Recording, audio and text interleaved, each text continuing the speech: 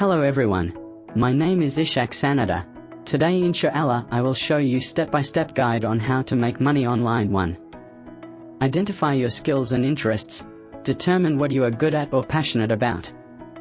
This could be writing, graphic design, programming, teaching, or any other skill that can be monetized online. 2. Research online marketplaces. Look for reputable websites or platforms that connect freelancers with clients. Some popular options include Upwork, Fiverr, Freelancer. 3. Create a compelling profile.